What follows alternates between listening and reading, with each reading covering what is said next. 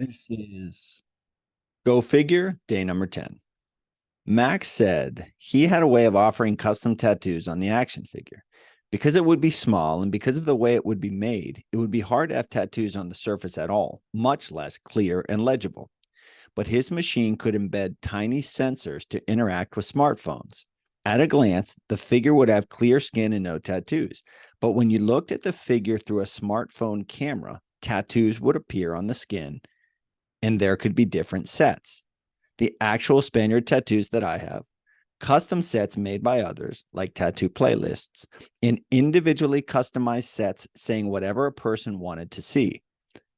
See a picture of this on page 70, but don't read the end of the story yet. I was more pumped than ever, but something was nagging at me.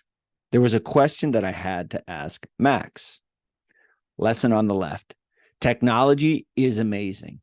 To prepare for a life in technology, here is expert advice from my friend Zerby, who I told you about, whose coworker helped invent 3D printing. This is from my friend Jack Zerby.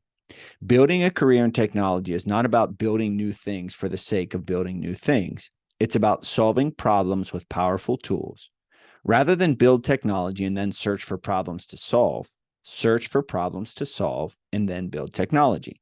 The speed of innovation requires you to constantly be learning new things. And if you don't have a passion for learning, others will pass you by. And remember, at the end of the day, it's people using the technology. Fall in love with the people you serve. Make their lives easier with technology, and you'll succeed. This is a great lesson and a great part of the book. I want to say this, the creativity that starts here. Well, it's been creative thus far. But this idea of the tattoos, I think, is one of the coolest things in the book. And that is, again, Dredd's creation. Dredd came up with that idea.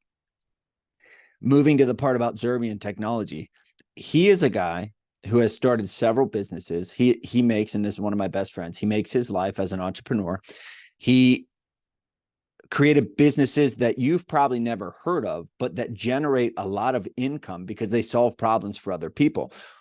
After fighting, when I started a business, I thought, and this would be like you starting a YouTube channel and thinking, oh, people are just going to watch it.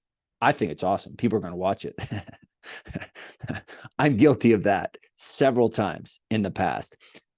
While I was fighting, I created a workout DVD called Spaniard Fit. I have about 800 copies in my closet that nobody ever bought.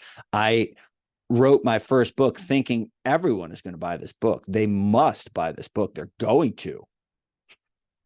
I had to fight tooth and nail for people to buy this book, to leave reviews. Of course, people are going to leave reviews online. No, they don't. It is very hard, like I said earlier, to create a product, but then to sell a product.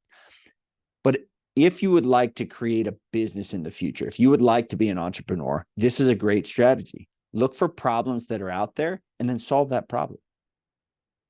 That is a way to go about starting your entrepreneurial journey, and always remembering that they're people. The people are going to be using that thing. So make it your passion to help those people. And good luck. I say that sincerely, but I also want to say it's very hard.